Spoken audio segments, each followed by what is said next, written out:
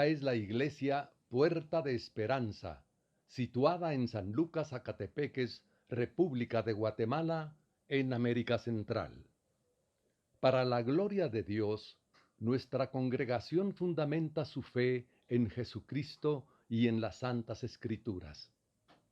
Agradecemos a Dios que hoy se pueda contar con Internet para cumplir con cabalidad el mandamiento de nuestro Señor Jesucristo, que es predicar el Evangelio en todas partes del mundo. Con mucho agrado, ofrecemos hoy la prédica de nuestro pastor general, el licenciado Gustavo Adolfo Bonilla. Muy bien, entonces vamos a continuar este capítulo 3 que ya lo iniciamos hace un par de semanas y hoy vamos a hacer un resumen de lo que ya hemos visto para refrescar un poco los pasajes que hemos desarrollado anteriormente y creo que nos van a servir para poder continuar con lo que viene, ¿verdad? Lo que corresponde.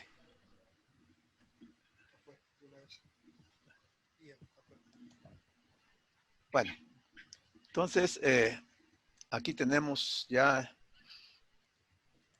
se me pasó algo aquí está. Dice, hagamos un breve repaso de lo que ha sido el ministerio del Señor Jesucristo hasta este momento. Primero tenemos que el Señor había elegido a algunos de sus discípulos. Luego Él presentó las credenciales que lo identificaban como el Mesías y su programa. También el contenido de la enseñanza en esta primera etapa. Y esta enseñanza giró en torno a la relación de Jesús con la religión judía. Miren qué interesante esto. Esta primera etapa, Él está haciendo una relación de Jesús con la religión judía de su tiempo. Vimos que su doctrina y la forma en que la enseñaba tenía una autoridad totalmente superior a la de los escribas. Nos mostró también su autoridad frente al diablo cuando echaba fuera a los demonios y no les permitía dar testimonio de él. Luego vimos en cuanto a su relación con el sacerdocio, establecimos que el Señor se sujetaba a la ley. Luego demostró que Él era muy superior a los sacerdotes, porque ellos no podían hacer nada por los enfermos, pues los leprosos, los ciegos, los paralíticos, los endemoniados, los sacerdotes no podían hacer nada. Y ahí nos demostró el Señor que Él era muy superior a ellos. Y en relación al perdón de los pecados, los sacerdotes tenían que ofrecer continuamente sacrificios por el pecado y los tenían que repetir una y otra vez porque nunca saldaban definitivamente el pecado ante Dios. Pero no solo era su poder para perdonar pecados. Jesús se presentó como el médico divino, que se acercaba al pecador para salvarle, mientras que los religiosos se mantenían a distancia por temor a ser contaminados.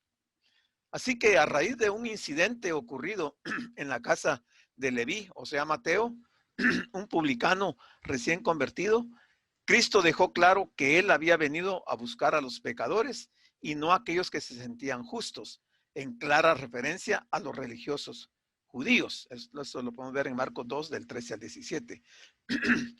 Enseguida él también dejó claro que el reino de Dios que él predicaba no se iba a establecer, no se iba a establecer mejorando algunos ritos religiosos del judaísmo, tales como el ayuno. Luego dice, pero las mayores controversias que Jesús tuvo con los judíos de su tiempo tuvieron que ver con el día de reposo.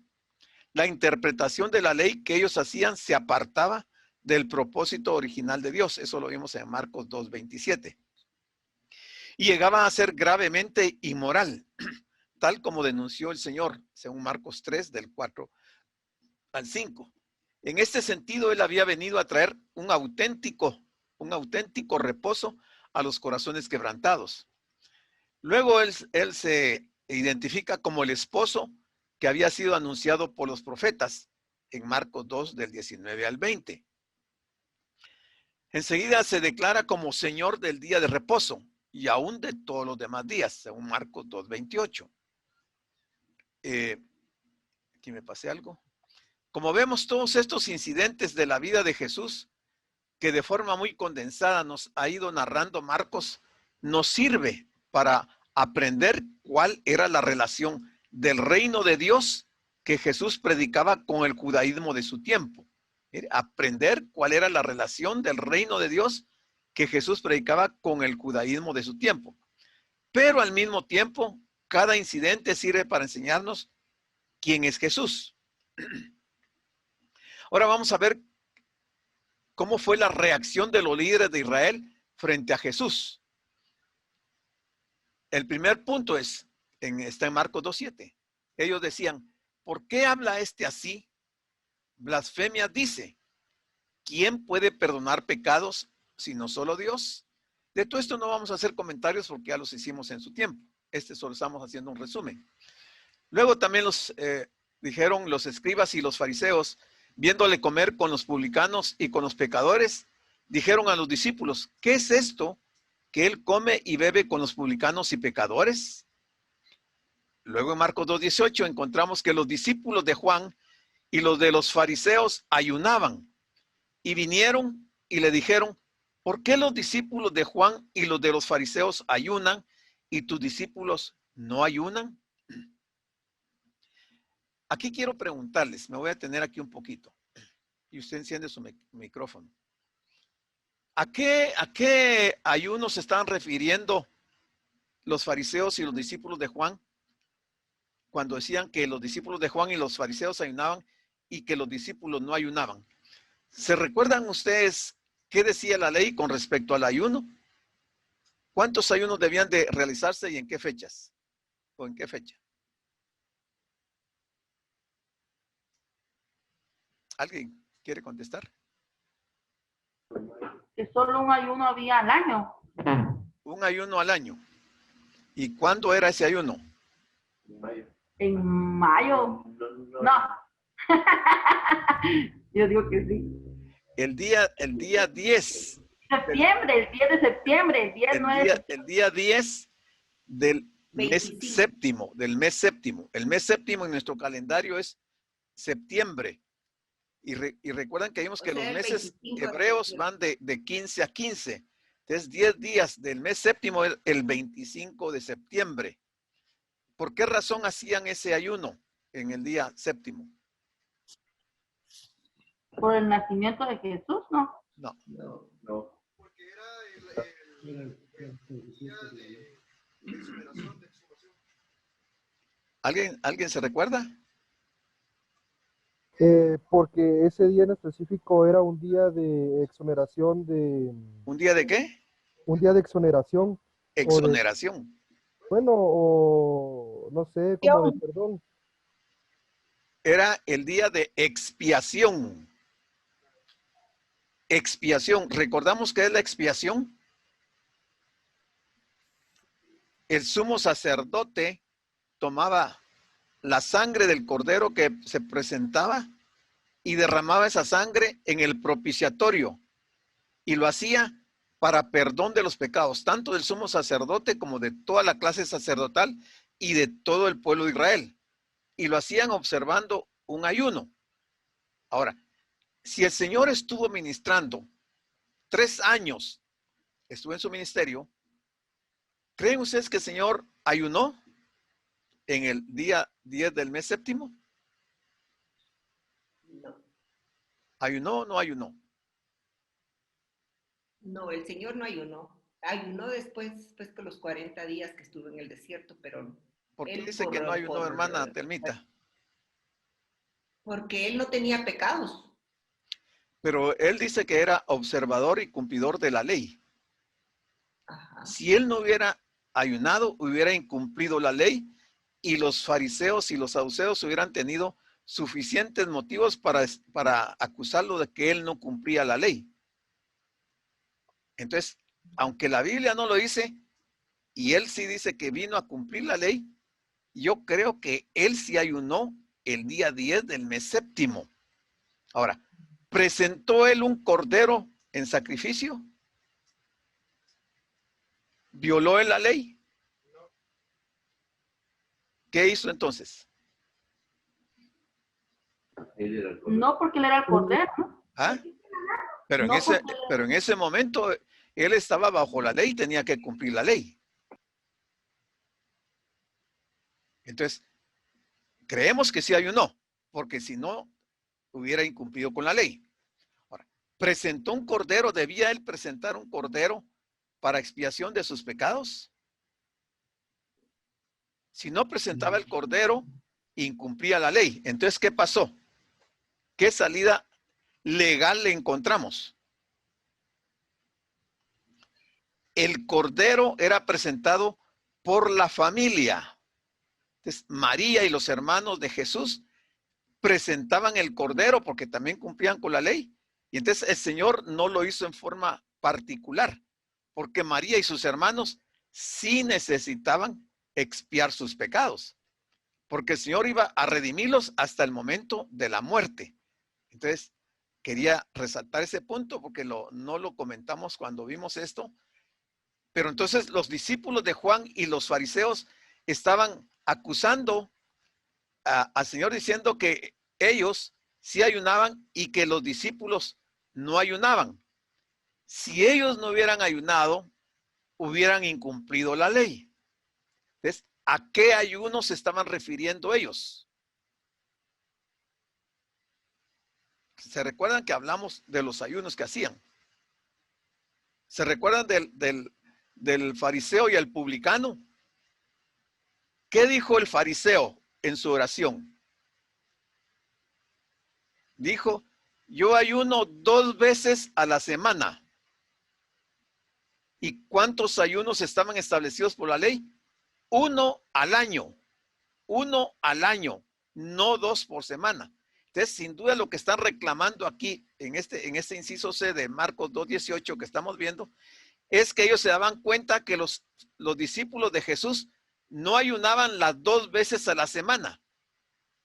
O sea que no estaban cumpliendo con la tradición rabínica, pero ellos no tenían por qué cumplir la tradición rabínica, tenían que cumplir la ley. Un solo ayuno al año, el día 10 del mes séptimo. Ok, eso quería aclarar. Y que les quede grabado porque es algo que en algún momento alguien les puede preguntar. Bueno, siguiendo. Dice en Marcos 2, 23, 24, dice, un día de reposo sus discípulos andando comenzaron a arrancar espigas. Entonces los fariseos le dijeron, mira, ¿por qué hacen en el día de reposo lo que no es lícito? Y hablamos de este tema, ¿se recuerdan de qué es lícito? Si hacer el bien o el mal, quitar la vida o dar la vida. Pero ellos hacían esta pregunta. Como estamos haciendo un resumen, solo estamos refiriéndonos a los aspectos importantes que ya vimos. Luego dice, y salidos los fariseos tomaron consejo con los herodianos contra él para destruirle. En otras versiones dice para matarle. O sea, esto es todo lo que están diciendo los líderes religiosos. Como Jesús no aceptó sujetarse a la falsa autoridad de los líderes religiosos del judaísmo, ellos concluyeron que era una persona no grata. Por lo tanto, fariseos y herodianos, es decir, el poder religioso y el político del momento, se unieron contra él con el propósito de destruirle. Pero en realidad no era Jesús quien tenía que sujetarse a los judíos, sino ellos, los judíos, tenían que sujetarse a Jesús. Sus credenciales como Mesías de Israel eran muy claras y no dejaban lugar a duda. Pregunto, a ver quién quiere responder, ¿cuáles fueron las credenciales mesiánicas? No me digan que no saben. ¿Cuáles eran las credenciales mesiánicas que él había presentado? Hermano, yo creo que fue cuando hacer milagros, ¿cómo se llama? Quitar la lepra, devolver la vista, todos los milagros que él hizo. Correcto, esas son partes de las credenciales de él. Pero se recuerdan que él iniciando su ministerio, el cielo se abrió y el Padre habló y dijo, este es mi Hijo amado en quien tomo complacencia. ¿Verdad? El bautismo. En el bautismo en el Jordán. ¿Verdad? Y el Espíritu descendió sobre él. Esas eran las credenciales mesiánicas, la voz del Padre, así como todos los milagros que él hizo. Entonces, ¿por qué entonces no se sometieron a él los líderes religiosos? La respuesta la encontramos y nos la da el apóstol Pablo, que hizo un diagnóstico muy preciso de esta situación. Y él escribió en Romanos 10:3, porque ignorando la justicia de Dios y procurando establecer la suya propia, no se han sujetado a la justicia de Dios. O sea, ellos no se sujetaron a la justicia de Dios. Y ellos querían que Jesús se sujetara a ellos. Nada que ver, o sea, estaban totalmente fuera de los aspectos legales que tenían ellos. Ahora veamos en el punto 3, ¿cómo veía el pueblo común a Jesús? Ya vimos todo lo que el Señor hizo, ya vimos todo lo que los fariseos decían, los líderes. Ahora, ¿cómo veía el pueblo a Jesús? ¿Qué pensaban de él? Podemos decir que en general le admiraban. Marcos 1:22 dice, y se admiraban de su doctrina, porque les enseñaba como quien tiene autoridad y no como los escribas. En Marcos 2:12 dice, todos se asombraron y glorificaron a Dios diciendo, nunca hemos visto tal cosa. Pero sobre todo le buscaban para ser sanados por él. Marcos 1:32-33. Le trajeron todos los que tenían enfermedades y a los endemoniados, y toda la ciudad se agolpó a la puerta. En Marcos 3, del 8 al 10, dice, oyendo cuán grandes cosas hacía, grandes multitudes vinieron a él, porque había sanado a muchos, de manera que por tocarle cuantos tenían plagas, caían sobre él. Quizá podríamos resumir diciendo que aunque su fama entre la población se había extendido por todas partes, en realidad le seguían de una forma muy interesada y superficial por los milagros que hacía. O sea, le seguían por los milagros que hacía. No le seguían precisamente porque quisieran oír la palabra. ¿Se recuerdan que vimos un caso en una familia donde uno de los miembros se quedaba a los pies de Jesús para oír su palabra? ¿Era quién? Las hermanas de Lázaro, una cocinaba y la otra se quedaba a los pies del Señor. Ok. María estaba interesada en la palabra de Dios, pero fueron casos muy esporádicos de gente que sí le importó la palabra, pero las multitudes lo oprimían y lo seguían porque querían obtener un milagro, querían obtener un beneficio. Entonces eran interesados y era superficial su fe. A raíz de la fuerte oposición manifestada por los líderes religiosos judíos y de la superficialidad de las masas, el Señor Jesús estableció un cambio de estrategia que Marcos recoge en su evangelio. Tenemos, por lo tanto, una nueva sección que la vamos a ver esta noche. Empezamos a ver de Marcos 3, del 3, el versículo 7 al capítulo 6, versículo 6. Ahí vamos a ver el cambio de estrategia, en la que vamos a ver cómo enfrentó Jesús este clima de oposición y de odio. Su actitud frente a los líderes religiosos y políticos. Dice, como consecuencia inmediata del rechazo de los fariseos, Jesús se retiró de las sinagogas. Mire qué tremendo. Aquí el Señor toma una decisión bien interesante, bien importante y bien trascendental, porque él ya no se iba a aparecer en las sinagogas de los judíos. Y entonces comenzó a desarrollar su ministerio a las orillas del mar de Galilea. Aquí está el cambio de estrategia. Ya no iba a predicar en las sinagogas, sino que a las orillas del mar de Galilea. Ahora, ¿cuál fue su actitud frente a las multitudes? La fama de Jesús había crecido hasta el punto de saltar las fronteras judías. El evangelista nos dice que las multitudes venían a él, no solo de Judea y Jerusalén, sino también de los países alrededor, de Idumea, de Tiro, de Sidón, de Decápolis, de Perea, al otro lado del Jordán. Y una gran multitud de personas necesitadas le buscaban y venían a él. Marcos hace notar que percibían sus necesidades mayormente en el ámbito de lo físico y no en lo espiritual. O sea, les interesaba solo lo físico y no en lo espiritual. Muy parecida a la situación de hoy en nuestras iglesias, que mucha gente asiste a las iglesias buscando lo físico, pero no lo espiritual.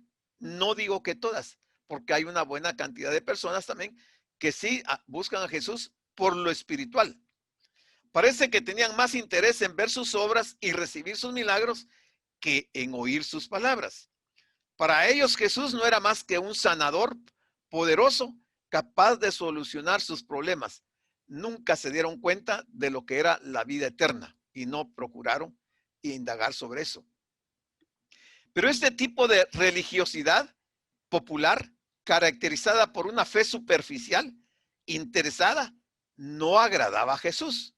De hecho, cuando él explicó los términos espirituales sobre los que iba a establecer su reino, ellos finalmente le rechazaron y se volvieron atrás y ya no quisieron seguirlo. Eso está en Juan 6, del 60 al 66.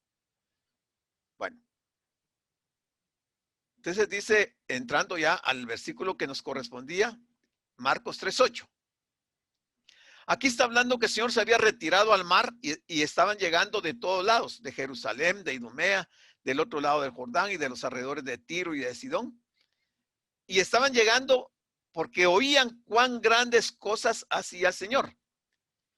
Y grandes multitudes vinieron a él. O sea, la fama del Señor fue extremadamente grande. Y mucha gente lo buscó porque oían todas las cosas que él hacía, pero no dice que hubiera sido por oír su palabra. Después de un tiempo, él se enfrentaría con toda la oposición en Jerusalén. En ese momento, él se enfrentaba con otro peligro. El peligro consistía en ser oprimido y agobiado por la muchedumbre. Y es lo que él las instrucciones que él va a dar en el siguiente versículo. A pesar de los conflictos con los fariseos, Jesús se hizo muy popular entre las personas comunes. Marcos es el único escritor de los evangelios que nota en este punto de ministerio de Jesús que las masas venían a él desde todas partes de Palestina. Y aquí está la razón por la cual él se va a retirar, porque mucha gente venía. Y dijo a sus discípulos que le tuviesen siempre lista la barca a causa del gentío para que no le oprimiesen. O sea, él preparaba el escenario y se preocupaba de que su predicación, su enseñanza, no fuera a ser obstruida por causa de las multitudes que lo oprimían. Entonces él se subía a una barca y se retiraba unos metros en el mar para poder dar las enseñanzas que quería darles. Las multitudes no solo le estorbaban, sino que, en efecto, le ponían en peligro. Le presionaban por todos los costados. Y se nos dice que sanó a muchas personas. Los evangelios nos relatan solamente unos pocos casos de sanidad de aquellos muy numerosos milagros que él realizó. Dice que se pedía que la barca estuviera lista porque había sanado a muchos. De manera que por tocarle, cuantos tenían plagas, caían sobre él. Entonces, él cuando ya veía que se estaba perdiendo el control de las personas, entonces él se montaba a la barca, se subía a la barca y entonces se retiraba para evitar que la gente, porque era demasiada gente que quería tocarlo y quería recibir un beneficio de parte de Jesús. Estas enfermedades se catalogaban como un látigo, como un azote, traducido algunas veces como plagas y otras como azotes. Describe metafóricamente varias enfermedades y dolencias físicas dolorosas y agonizantes. Obviamente que la gente estaba muy necesitada, estaba sufriendo mucho y por eso querían tocarlo y estar ahí muy cerca donde él estaba dando sus enseñanzas. Pero veamos qué dice el siguiente versículo, el 11. Dice, y los espíritus inmundos, oiga, espíritus en plural, eran muchos. Los espíritus inmundos, al verle, se postraban delante de él y daban voces diciendo. Hubiera sido interesante estar en esa época y ver estas escenas, ¿verdad? cómo de entre las multitudes iba mucha gente también que estaban poseídas de espíritus inmundos, y al ver a Jesús se postraban delante de él y daban voces. ¿Y qué era lo que decían con esas voces? Afirmaban categóricamente que él era el Hijo de Dios. Mire, lo que no pudieron entender nunca los fariseos, los saduceos y herodianos, los espíritus inmundos lo confesaban públicamente, pero nunca les creyeron tampoco a ellos, ni siquiera por eso cambiaron de actitud los líderes religiosos. Ellos daban voces diciendo, tú eres el Hijo de Dios. Los espíritus impuros le reconocían. La posesión demoníaca era frecuente en ese tiempo. En la actualidad estamos presenciando, una vez más, lo que es conocido como adoración satánica, que está teniendo un auge creciente en nuestro tiempo y en muchos países del mundo. En nuestro pasaje bíblico podemos ver que los demonios reconocían quién era él, pero Jesús no deseaba el testimonio público de aquel mundo espiritual. Los demonios afirmaron sin duda alguna la naturaleza única de Jesús, lo cual visto por Marcos como una prueba contundente de la deidad de Jesús. Eso Marcos lo dice claramente aquí en su evangelio. Entonces, ¿qué hacía Jesús cuando veía a las personas endemoniadas y que se postraban y daban voces afirmando que él era el Hijo de Dios? Entonces Jesús les reprendía mucho para que no le descubriesen. O sea, al Señor no le interesaba la fama o el testimonio de los demonios. No le interesaban en absoluto. Jesús siempre reprendió a los demonios por dar testimonio acerca de él. Jesús deseaba que sus enseñanzas y acciones proclamaran quién era él y no la boca de los demonios. Entonces, las grandes masas que llegaban ahí nunca expresaron lo que dijeron los endemoniados. Bueno, no todos, algunos sí, pero la gran mayoría no proclamaron que él era el Hijo de Dios. Lo veían como un profeta, lo veían como un maestro, tal vez como un rabino, lo veían de distintas formas, pero nunca lo veían como el Hijo de Dios. 3:13. Después subió al monte, o sea, se retiró de este escenario donde estaba él a la orilla del mar y sanó a muchas personas y se fue al monte y llamó así a los que él quiso y vinieron a él. Miren cómo el Señor fue selectivo. No llamó a todo el mundo. Llamó a los que él quiso y estos vinieron a él. ¿A qué se refiere este versículo? Jesús actuó según su propio interés soberano cuando escogió a sus 12 discípulos. Cuando él escogió a sus 12 discípulos, lo hizo después de esta actividad que realizó a la orilla del mar. Dice, y estableció a 12, los 12 apóstoles. En realidad hizo una elección. Y Jesús había dicho en Juan 15:16, vosotros no me escogisteis a mí, sino que yo os escogí a vosotros y os designé para que vayáis y deis fruto y que vuestro fruto permanezca, para que todo lo que le pidáis al Padre en mi nombre os lo conceda. Póngale mucha atención a este versículo que vamos a ampliarlo con otras explicaciones enseguida de este. Vosotros no me escogisteis a mí, sino que yo os escogí a vosotros y os designé para que vayáis y deis fruto y que vuestro fruto permanezca, para que todo lo que pidáis al Padre en mi nombre os lo conceda. No es irreverente decir que ya que Él les eligió a ellos y no ellos a Él, Él sería responsable por ellos. Saber esto constituye un verdadero consuelo. Dios nos ha salvado para una buena obra a nosotros. Nos ha escogido también y nos ha llamado. Y nos ha enviado para que llevemos fruto y que el fruto permanezca en nosotros. Pero que lo que necesitemos se lo pidamos al Padre en nombre de Jesucristo. Oiga, para que lo que necesitemos se lo pidamos al Padre en nombre de Jesucristo. Saber esto constituye un verdadero consuelo. Dios nos ha salvado para una buena obra. Él va a permanecer unido a nosotros y nos cuidará. Ahora, la pregunta podría ser, ¿para qué llamó a los 12? Porque no los llamó solo porque se le ocurrió llamarlos.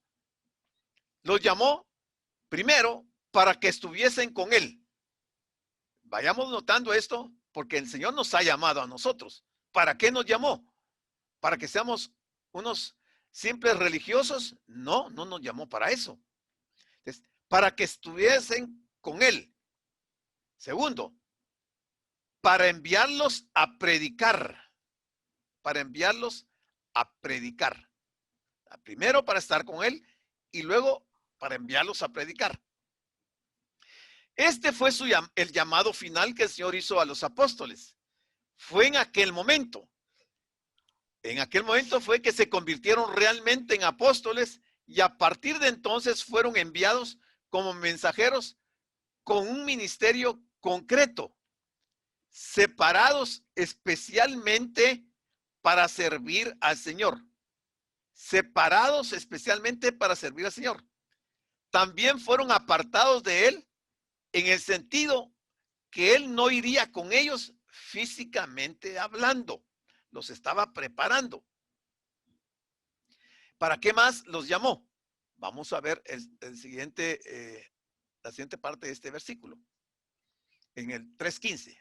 Bueno, aquí en el 3:15 tenemos 25 minutos. No creo que me vaya a alcanzar el tiempo porque quiero que participemos. Póngale atención. Aquí sí, por favor, abra bien los ojos, pero abra bien los oídos.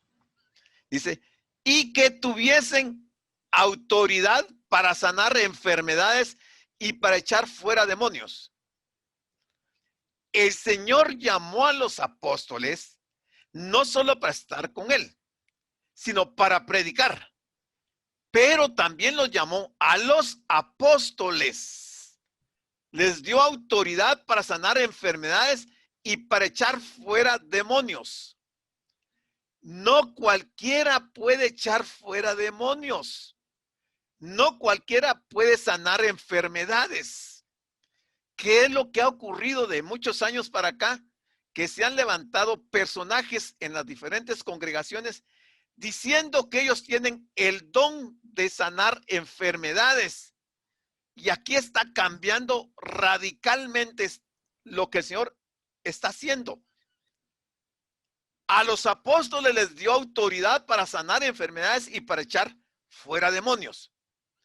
Mire esto. Así que las señales, o sea, sanidades, hablar lenguas y echar fuera demonios, que son señales de confirmación según lo que la Biblia dice. No son para los gentiles ni para los cristianos. Son únicamente para Israel, para los apóstoles. A ellos les dio el Señor autoridad para sanar y para echar fuera demonios. La Biblia dice, y ahí podríamos ir a ver Mateo 12:28 otra vez, son para los israelitas, y oiga, y solo durante un tiempo, no es para toda la vida. Son solo para los israelitas y durante un tiempo. De cambio, cuando Dios les está mandando un nuevo mensaje por un nuevo mensajero. Los que hoy en día dicen que tienen la capacidad de confrontar a los demonios cara a cara y echarlos como hicieron Cristo y los apóstoles, son ignorantes de la Escritura y están engañando a la gente. Quizás ellos mismos son engañados. Este es una situación complicadísima dentro de casi todas las iglesias, en la mayoría de iglesias. Muchas gentes se promocionan diciendo que tienen el poder de Dios para echar fuera demonios y tergiversan lo que dice Marcos en el capítulo 16, versículos 17 y 18. Y va a ver qué dice aquí, lo vamos a aclarar. Bueno, quiero que lleven el hilo. Las señales estas de sanar y echar fuera demonios no son para los gentiles ni para los cristianos. Solamente para los apóstoles y no para siempre, solo por un tiempo. Igual que el don de lenguas y la sanidad, la capacidad sobrenatural de echar fuera demonios son por una confrontación directa y es una señal de apóstol. Echar fuera demonios es una señal de apóstol. No es para nosotros, aquí se los pongo en verde, no es para nosotros hoy en día. Sirvió durante la época de los apóstoles. ¿Para qué? Para confirmar el nuevo mensaje de Dios a través del nuevo mensajero de Dios, Cristo. Delante del pueblo escogido de Dios, o sea, Israel. Mire, si tuviéramos que hacer un resumen de lo que la Biblia nos declara, hay dos personajes importantísimos en la Biblia. Uno fue Moisés y el otro fue Cristo. El Señor escogió a Moisés para usarlo con señales y prodigios. Moisés pudo ir a Egipto y hacer que cayeran las 10 plagas sobre Egipto, pero solo Moisés. No era Aarón, no era Coré, no era nadie más, solo Moisés. Nadie más en el pueblo de Israel en aquel tiempo se levantó queriendo imitar los milagros que Dios se había hecho por medio de Moisés. A Moisés el Señor lo escogió para abrir el Mar Rojo. Nadie más podía hacer eso. A Moisés escogió Dios para que en el desierto el pueblo de Israel comiera maná. A Moisés escogió Dios para que el pueblo tomara agua en el desierto que brotó de la roca.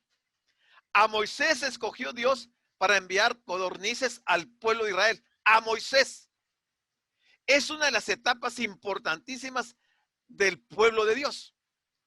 Ningún otro más que Moisés hicieron esas señales.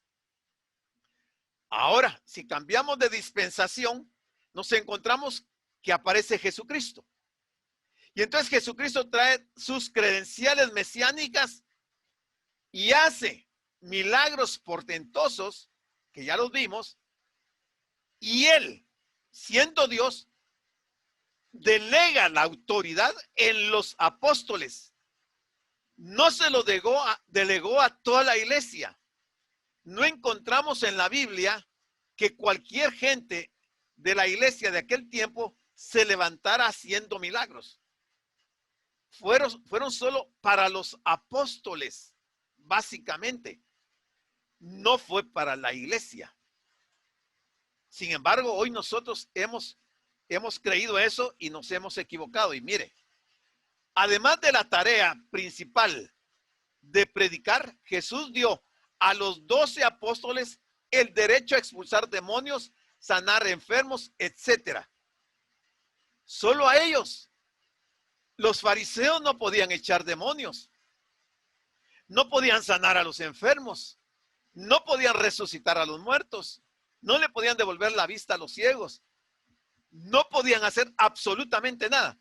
Pero cuando aparece Cristo, Él faculta a los apóstoles para hacer esas señales. Estas son señales del apostolado. Pero los apóstoles ya no existen el día de hoy. La Biblia dice que son falsos apóstoles y ministros de Satanás porque fingen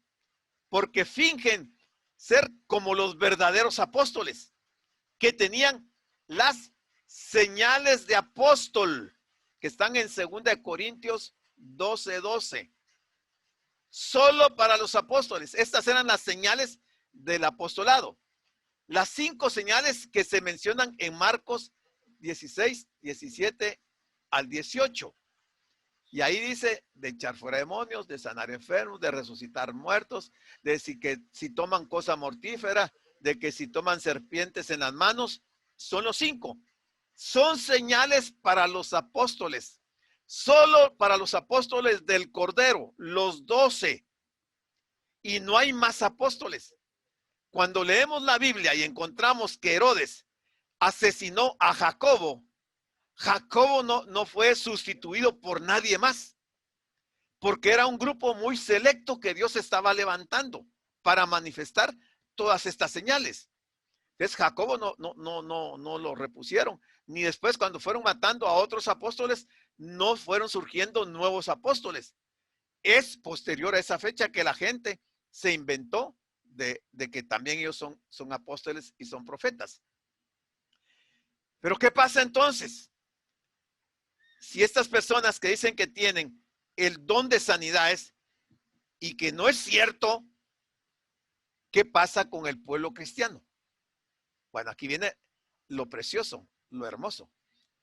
Nosotros sabemos que Dios sana. Dios siempre ha sanado.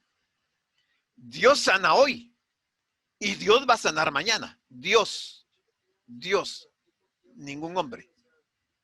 Hoy en día, nadie tiene el don de sanidad. Nadie. Porque el don era una señal de confirmación durante un tiempo de transición en el cambio de dispensación del Antiguo Testamento al Nuevo Testamento. Y vea estos textos. Pablo dice en 1 Timoteo 2:5, porque hay un solo Dios y un solo mediador entre Dios y los hombres, Jesucristo hombre. Solo Él es mediador. No dice aquí que Pablo sea mediador. No dice aquí que cualquier persona sea mediador. Sin embargo, Pablo sí es apóstol, fue apóstol. Entonces, no necesitamos ningún otro mediador entre nosotros y Dios. Pretender ser un mediador entre nosotros y Dios es una cosa muy delicada. Y si queremos ser sanados, no tenemos que ir a una persona, tenemos que ir a Él, a Dios, para que Él nos dé la sanidad de parte de Dios. Y aquí cometemos un gravísimo error, muchos de nosotros, porque estamos confiando muchas veces en el hombre cuando el único que puede sanar es Dios. Por eso dice Pablo, porque hay un solo Dios y un solo mediador entre Dios y los hombres, Jesucristo hombre. Pero mire esto otro. La Biblia dice que no lo necesitamos hacer para que el Señor nos sane, de recurrir al hombre. Y entonces veamos qué dice Hebreos 4:14-16. Por tanto, teniendo un gran sumo sacerdote que traspasó los cielos, Jesús, el Hijo de Dios, retengamos nuestra profesión, porque no tenemos un sumo sacerdote que no pueda compadecerse de nuestras debilidades. Aquí debilidades, leámoslas sanidades. Sino uno que fue tentado en todo, según nuestra semejanza, pero sin pecado. Acerquémonos pues, no a los hombres, acerquémonos pues confiadamente al trono de la gracia. ¿Para qué? Para alcanzar misericordia y hallar gracia para el oportuno socorro. Mire, este texto es importantísimo. Este nos respalda que lo que estamos diciendo así debiera de ser. Pero sigamos viendo. Si estamos enfermos, ok, está bien. Sí podemos pedir al pastor o a un hermano que nos ayude en oración. Que nos ayude en oración. Pero más que a ellos, a Dios. ¿Por qué? Porque si somos cristianos, ya tenemos acceso directo al sanador. De sanadores. Todo el día, de todos los días del mes, de todos los días del año, y vayamos directamente a nuestro Padre Celestial y pidámosle que nos sane. ¿O no creemos que Dios sana? ¿Confiamos más en el hombre que en Dios?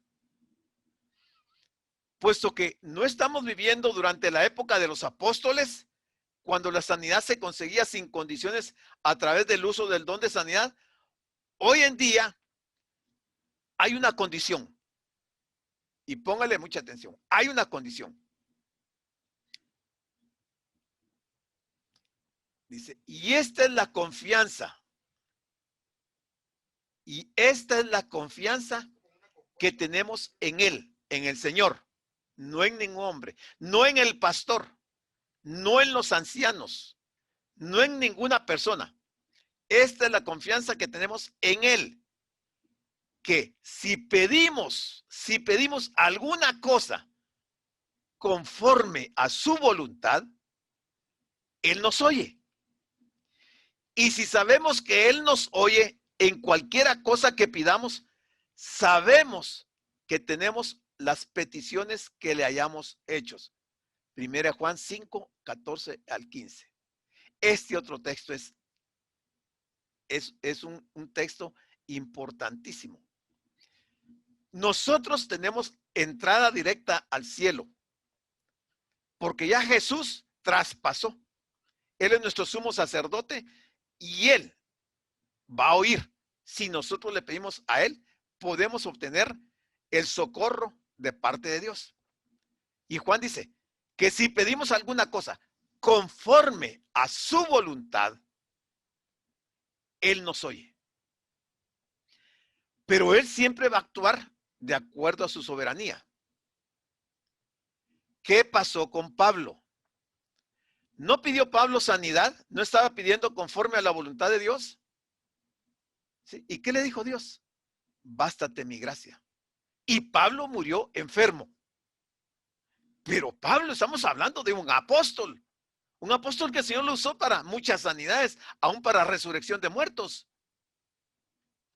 Pero la voluntad de Dios se va a hacer de acuerdo a su soberanía, de acuerdo a su propósito. Entonces, lo que pasa es que si nosotros a veces oramos al Señor y no llega la respuesta, según nosotros, entonces recurrimos al hombre y pedimos que el hombre nos ayude, porque vemos que Dios no nos responde. Y quizás la respuesta sí ha llegado. El Señor nos puede decir, no, bástate mi gracia. Y esperar y morir quizás con la enfermedad. Pero el escenario está hecho ya, está preparado. El Señor está a la diestra del Padre. Nosotros podemos clamar a Él, como decíamos aquí en la parte esta de Hebreos, Hebreos 4, 14 y 6, teniendo un gran sumo sacerdote que traspasó los cielos, a Jesús el Hijo de Dios, retengamos nuestra profesión. ¿Qué profesión? De fe. Porque no tenemos un sumo sacerdote que no pueda compadecerse de nuestras debilidades o enfermedades, sino uno que fue tentado en todo según nuestra semejanza, pero sin pecado. Acerquémonos pues confiadamente al trono de la gracia para alcanzar misericordia y hallar gracia para el oportuno socorro. Entonces, lo que nos está diciendo aquí Marcos en este texto, que ahorita estamos citando a 1 Juan 5, 14, 15, es que si pedimos conforme a la voluntad de Dios, Él nos va a oír y que Él nos va a responder las peticiones que hayamos hecho, si está dentro de su voluntad. Ningún hombre, ningún pastor puede alterar la voluntad de Dios y la soberanía de Dios. Eso de que mucha gente declara a otra, la declara sana y que promulga no sé qué cosas y hace un montón dice un montón de palabras, son engañadores. A Dios no le podemos imponer nuestra voluntad. Por eso cuando Él enseñó el modelo de oración, en una de sus partes dice, hágase tu voluntad, no la nuestra. Por supuesto que ante una crisis severa de una enfermedad terrible, uno le está pidiendo a Dios que haga lo que uno quiere. Pero le hemos preguntado a Dios si lo que nosotros queremos es lo que Él quiere. Quizás no. Quizás no. Pero queremos tener esos resultados. Bueno, hasta aquí la parte que yo sé que ustedes van a preguntar. de que el don de sanidades y de echar fuera demonios fueron, entre otros, porque son 5, fueron solo para los apóstoles de Cristo, los 12 aquellos más Pablo. De ahí ningún otro. O sea, fue en el pueblo de Israel. No fue para los gentiles, fue para los judíos. ¿Por qué? Porque el Señor comprometió su palabra y le prometió a Abraham que su descendencia iba a ser bendecida. Pero la descendencia de Abraham son los judíos, no los gentiles.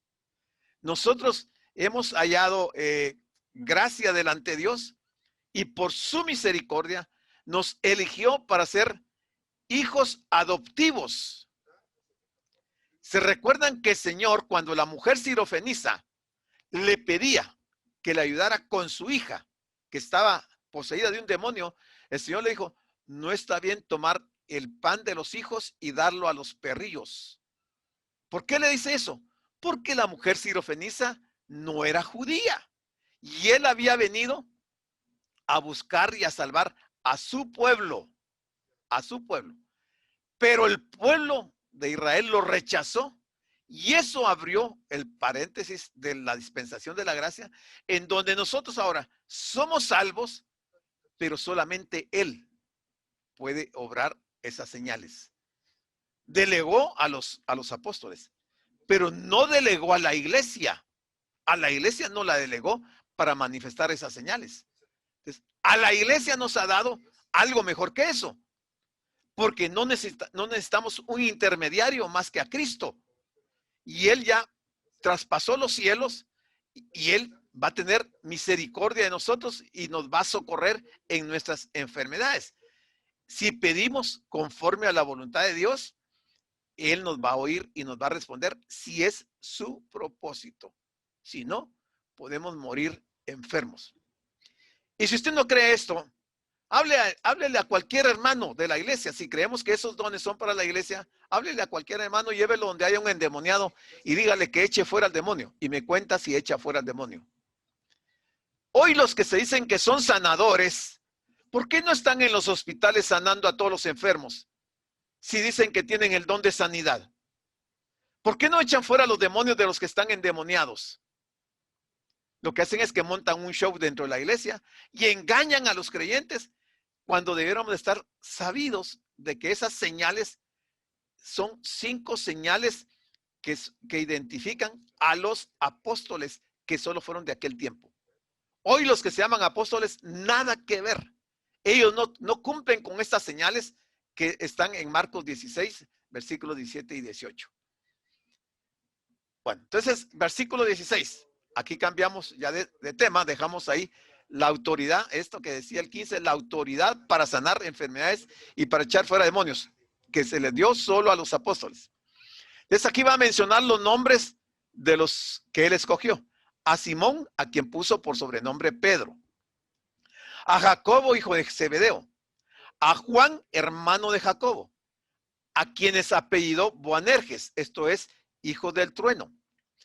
A Andrés, a Felipe, a Bartolomé, a Mateo, a Tomás, a Jacobo, hijo de Alfeo, a Tadeo, a Simón el cananista. Aquí van 11. Aquí hay 1, 2, 3, 4, 5, 6, 7, 8, 9, 10 y 11. Falta uno. ¿Quién falta? El famoso Judas Iscariote, el que le entregó. Y entonces, cuando él los llamó, se fueron a la casa. Él regresa a Capernaum y probablemente sea la casa de Pedro. Vinieron a casa, dice, no se quedó en otro lugar, se fueron a la casa. Judas Iscariote, la palabra Iscariote, esta palabra hebrea Iscariote, significa hombre de Keriot Esrón. Está en Josué 15:25. Keriot se presenta como bajo el juicio de Dios, según Jeremías 48:24. Entonces, cuando a Judas se le denomina Judas Iscariotes, Judas bajo el juicio de Dios. Y mire si no se cumplió. Y luego cuando dice vinieron a casa, se refiere al regreso de Jesús a Capernaum. Entonces dice, se agolpó de nuevo la gente, de modo que ellos ni aún podían comer pan. Era una actividad pero tan intensa que el Señor estaba llevando a cabo con sus discípulos que ni siquiera los dejaban comer pan. Se agolpó la gente y no los dejaron ni siquiera comer pan. Marcos, el escritor, consigue impresionarnos al demostrar cuán ocupado estaba Jesús. Observemos la reacción de sus parientes, que pensaron que su actividad incesante le impedía cuidar en forma adecuada de sus necesidades básicas, que ya lo vamos a ver en unos versículos más adelante. 21, Marcos 3:21. Cuando lo oyeron los suyos, vinieron para prenderle, porque decían que estaba fuera de sí, que el Señor estaba loco, y vinieron para prenderle. Pero los escribas que habían venido de Jerusalén, que son los suyos que dice ahí, los de Jerusalén, decían que tenía a Belcebú y que por el príncipe de los demonios echaba fuera a los demonios. Mire qué atrevimiento. Belcebú era una deidad de los judíos, a quien los judíos atribuían una supremacía entre los espíritus malos. Por eso es que ellos citan ahí a Belcebú. Bueno, entonces nos vamos a quedar ahí porque son las 8 menos 1 minuto. Ya no me va a dar tiempo seguir con esto. Ya estamos para terminar casi. Marcos 3, lo vamos a terminar el viernes.